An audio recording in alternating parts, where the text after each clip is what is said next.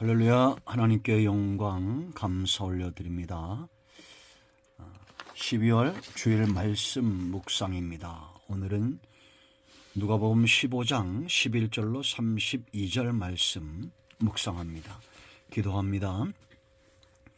영광과 감사와 찬송을 받으시기에 합당하신 하나님께 온 마음으로 하나님을 경배하며 예배하며 영광과 찬송과 감사를 올려드립니다. 주의 보혈을 의지하오니 우리의 모든 죄와 허물을 사하시고 하나님과의 관계가 더 깊어지게 하옵소서. 우리의 눈으로 우리의 귀로 듣는 것이 세상에 악하고 음란한 세대 가운데 우리가 있습니다. 이 악한 세대 가운데 노아의 가정처럼 하나님의 은혜 가운데 믿음을 지키며 구원의 방주를 예비하는 삶과 사역을 감당케 하옵소서. 거룩하고 복된 주일 하나님을 영화롭게 하는 백성들의 마음을 하나님께서 기뻐 받으시고 말씀을 들으며 읽을 때 사모함과 깨달음의 은혜가 있게 하옵소서. 이 땅에 있는 모든 복음적인 교회들마다 하나님의 영광, 복음과 교회의 영광이 하여 일어나기를 원합니다. 종을 낮추시고 겸손하게 하시고 이 세대 가운데 우리 가운데 꼭 필요한 말씀들이 주어지는 귀한 시간 되게 하옵소서. 예수님의 이름으로 사모하며 기도합니다. 아멘. 15절 말씀부터 좀 보겠습니다. 32절까지 다 보시기 바랍니다. 또 이르시되 어떤 사람에게 두 아들이 있는데 그 둘째가 아버지에게 말하되 아버지여 재산 중에서 내게 돌아올 분깃을 내게 주소서 하는지라.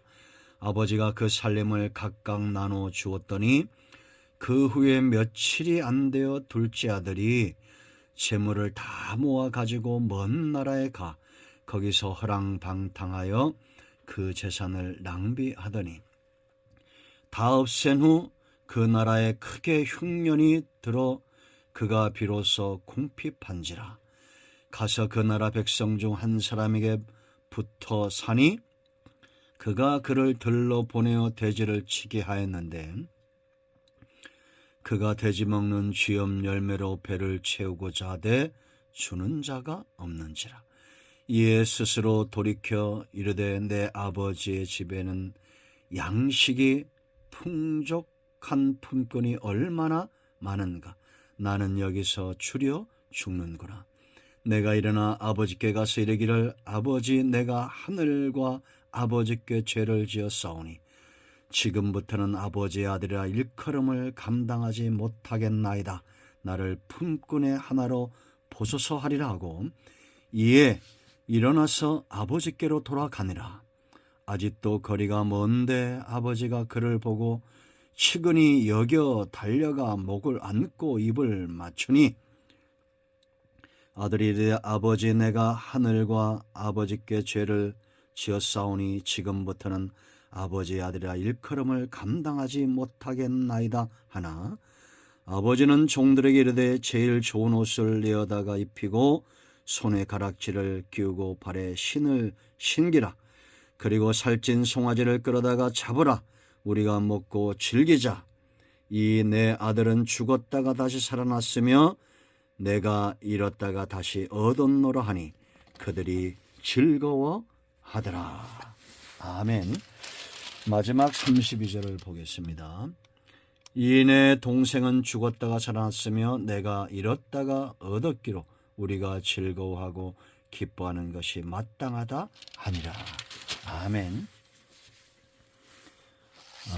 여러분 성도의 삶 가운데는 늘 즐거움과 기쁨과 감사가 어떤 상황에서도 있어야 되는 것은 너무나 분명합니다. 그렇지 않습니까? 왜 그러면 우리는 즐거워할까요? 세상과 다른 이유 때문에 우리가 즐거워합니다. 세상 속에서 우리가 살아가고 있지만 누림이 다르죠. 예수 믿는 순간부터 내 삶의 목적이 달라졌습니다. 그러므로 내가 보는 것도 듣는 것도 가슴에 품는 것도 달라졌고 이제 즐거움의 영역도 세상이 알 수 없는 것들을 즐거워하고 세상이 알 수 없는 것들을 사랑하며 누리는 삶을 살게 됩니다. 성도이기 때문입니다. 하나님을 아버지라 부르기 때문이고 하나님의 나라가 우리 가운데 가까이 오고 있음을 오감으로 느끼고 영적으로 깨닫고 있기 때문입니다. 여러분, 삶의 목표가 이루어진다는 거 얼마나 감사한 일입니까? 마땅히 즐거워해야 될 일입니다. 성도의 삶의 목표는 무엇입니까? 위로는 하나님을 기쁘시게 하는 삶입니다. 그것이 곧 하나님을 영화롭게 하는 겁니다.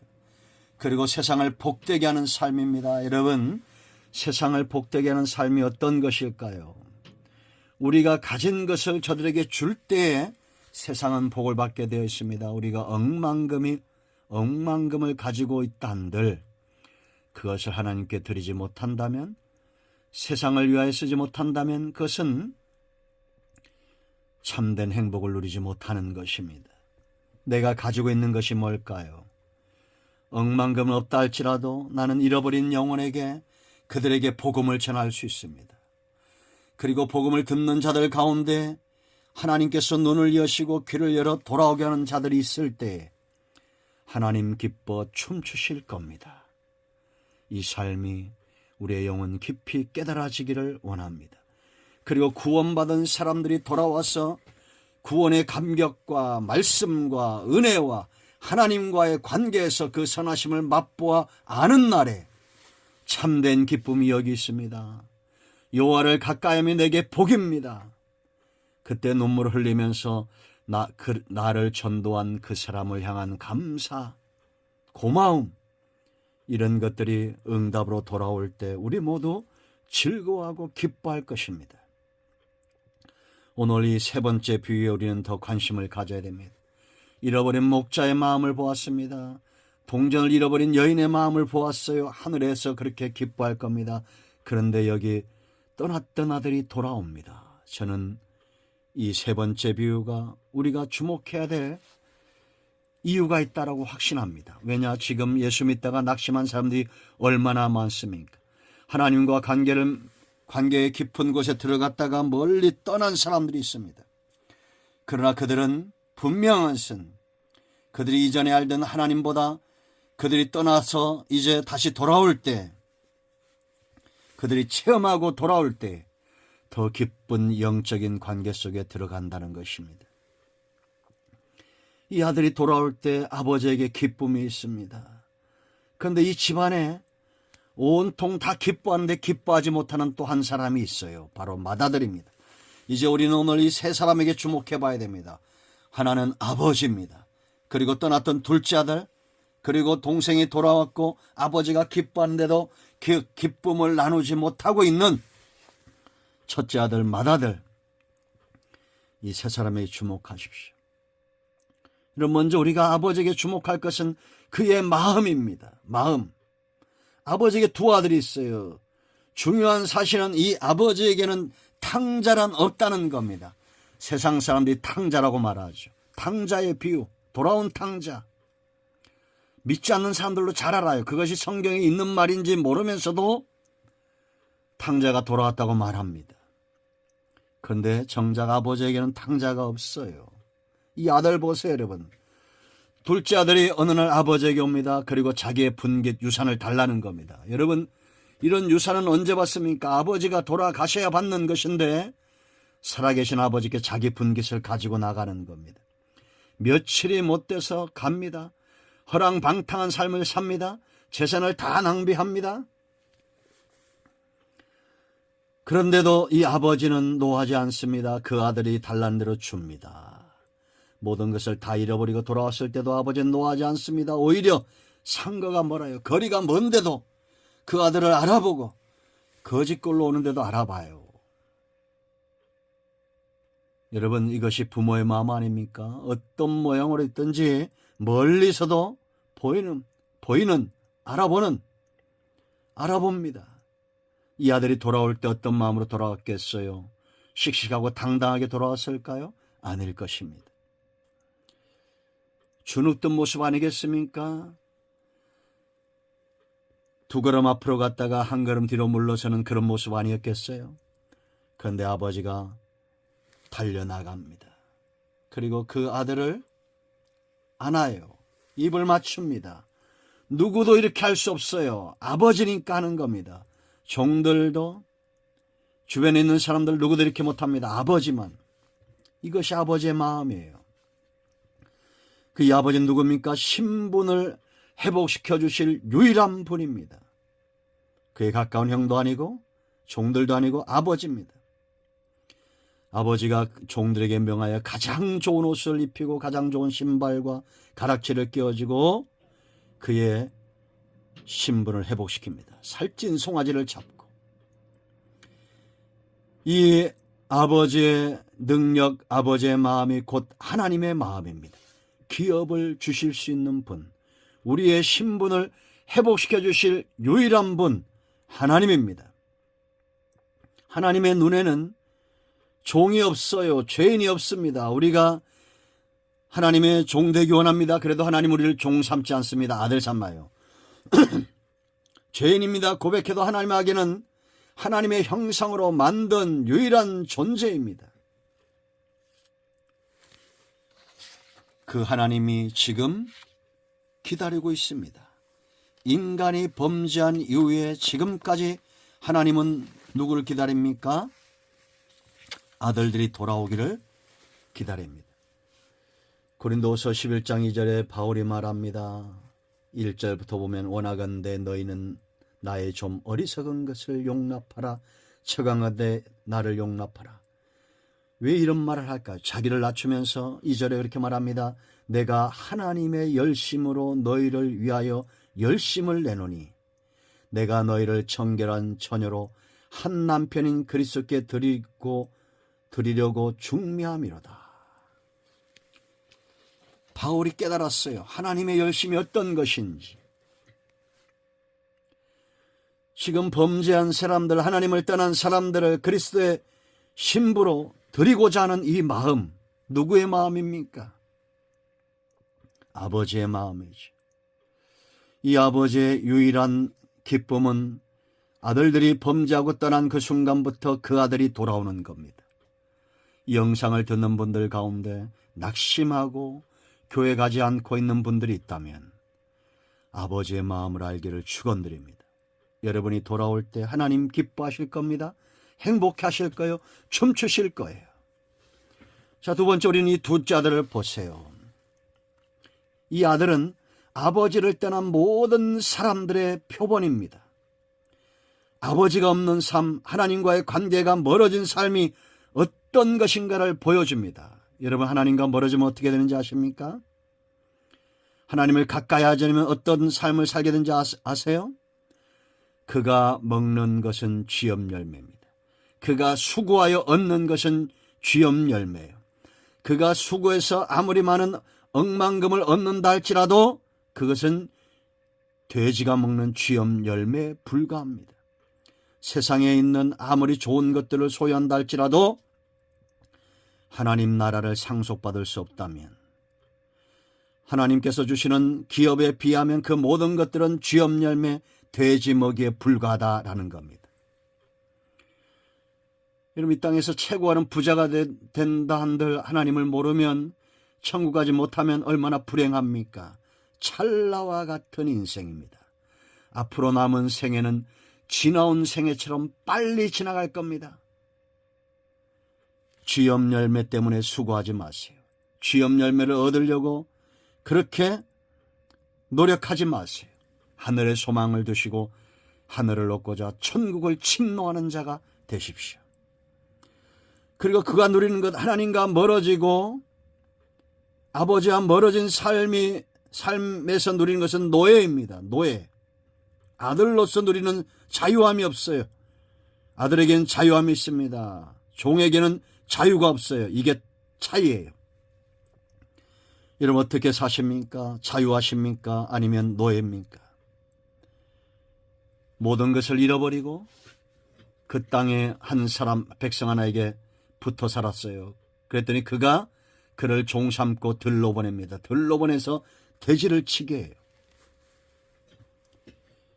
되지치는 일을 합니다. 하나님과 멀어진 사람들의 누림이 이와 같습니다.